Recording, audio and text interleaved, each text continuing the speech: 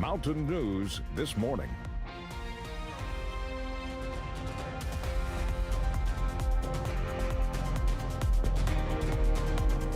Good morning. Happy Thursday to you, Mountain family. I'm Amelia Lee here with you on this July 3rd. It's 6 o'clock this morning and time to check in with meteorologist Eric Dean today.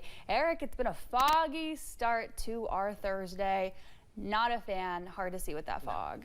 Right, and the good news is it will let up around the 9 o'clock time frame. That's when the majority of the fog will be out of here and we'll be left with plenty of sunshine. There's a look right now at the tower cam at the WYMT studios, and as Amelia said, you can't really see much of anything. It is foggy out there. 61 is the current temperature. Our dew point's at 61, so we are seeing that dense fog. We have a calm wind out there at this hour. Other temperatures right now in the 50s and 60s, mid-60s towards Pikeville, as well as Prestonsburg. Jackson just updated to 65. Boonville's at 61. Irvin, good morning to you. You're at 59 degrees. There's that visibility. You can see it's reduced throughout the majority of the coverage area. There's live pinpoint Doppler radar. All is quiet as we go into the next several hours, several days for that matter. We'll see a high of 86. We'll stay mostly sunny, but rain chances are in the forecast. Details coming up in the first alert forecast in a few minutes, but right now it's 6:21. We'll send it back to Amelia. More testimony took place yesterday morning in Bowling Green in the Crystal Rogers case.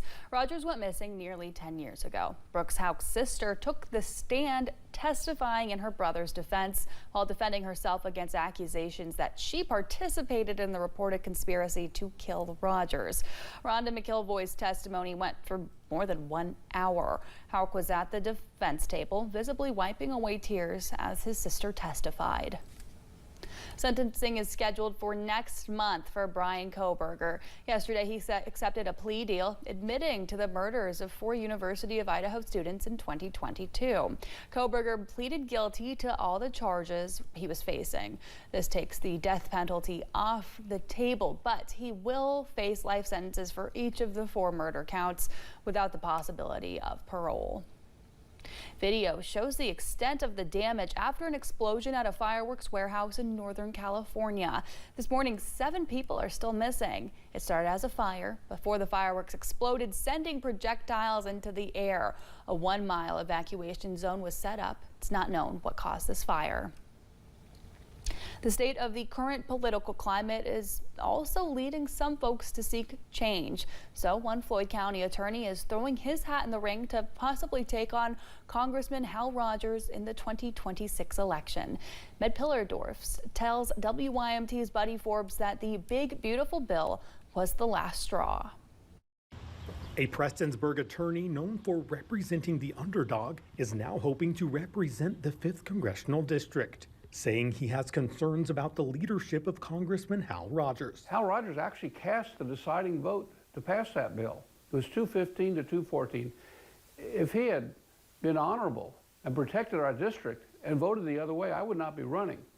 But I'm running because him and the Republicans have declared war on the less fortunate. Ned Pillersdorf says Rogers' support of the big, beautiful bill is proof that the man who has been reelected to lead the district for 23 consecutive terms is no longer representing the people who placed him in Washington. 5th Congressional District is actually the 2nd poorest in the country, and the idea of taking Medicaid away from people, taking food stamps away from people, will do great harm to this area. Pillersdorf announced his plans to take on Rogers in the 2026 election, saying the Republican congressman has been voting not only against the people, but against his own words. And I think Hal Rogers voting for the bill, even though he said he was against the food stamp cuts, is just a total act of betrayal. Pillersdorf says the passage of such a sweeping bill will not only eliminate needed medical jobs and resources in the area, but endanger folks who are already food insecure or living in nursing homes, among others. And he says it is time for change. I think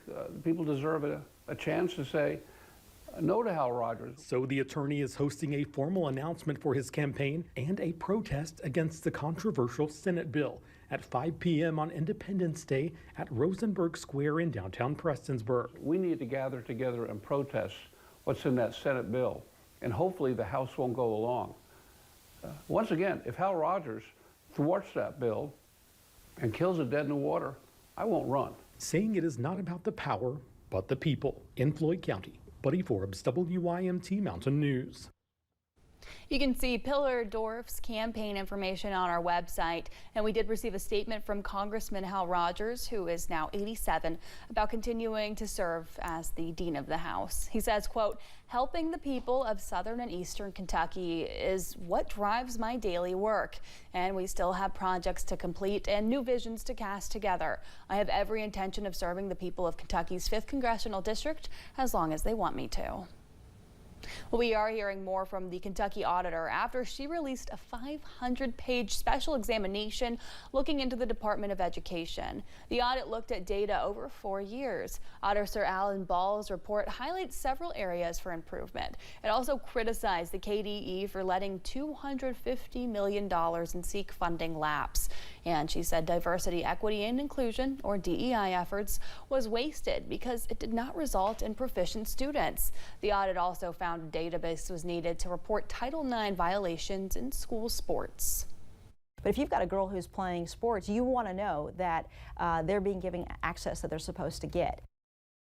In a new statement, Education Commissioner Robbie Fletcher said in part, quote, "We will approach this report with the seriousness that it deserves and will use it to reflect on our own practices, identify areas for improvement, and ensure that we are being the best state boards of public resources and trust," end quote. You can find more about this on our website, WYMT.com. The Trump administration is withholding billions of dollars for school funding, and Kentucky schools are taking a big hit. The administration is holding back more than $6 billion in grants for after-school and summer programs, English language instruction, adult literacy, and more. It comes as government efficiency officials conduct a review to ensure grants are aligned with President Donald Trump's priorities. Schools in the Commonwealth receive about $87 million of that funding, and were prepared to receive those funds before the one-day notice that they would not be distributed on time. Health officials in West Virginia say some folks may have been exposed to measles after an international traveler landed at their airport. They say the person touched down on June 19th at the Washington Dulles International Airport. The director of entomology at Cable Huntington Health Department says it's important to be aware of exposures, especially if you're traveling. Higher risk is when you're traveling, but it does not hurt at all to make sure to check your vaccination status. Vaccination is 97% effective, so I mean you've got a very, very good coverage. If you have plans to travel internationally and are not up to date on your measles vaccines, you need to give yourself time to plan accordingly. Officials say 2 doses are recommended for most people, and they need to be about 28 days apart. Well, the upcoming season for a West Virginia high school football team has been canceled. Van High School in Boone County will not participate in football this fall due to not having enough players on their team. The head coach says the team's roster only had 13 players, which he says brings safety into question. Football being a contact sport, kids get hurt, unfortunately. But with this roster we had, a lot of these 13 were very new kids, 9th graders, or kids that's not played a lot of sports at all.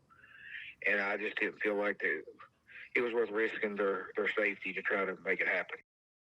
He says he's hopeful that numbers will be back up by next year and that football Friday nights will be back in the area.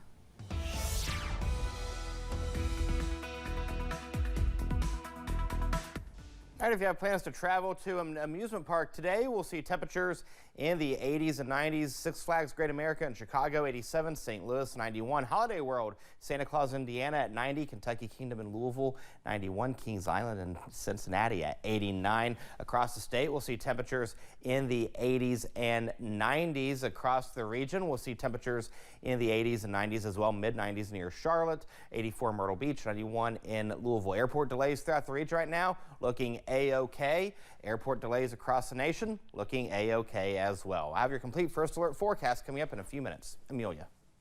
Well, thanks for joining us at 6:09. We've got more mountain news on the way.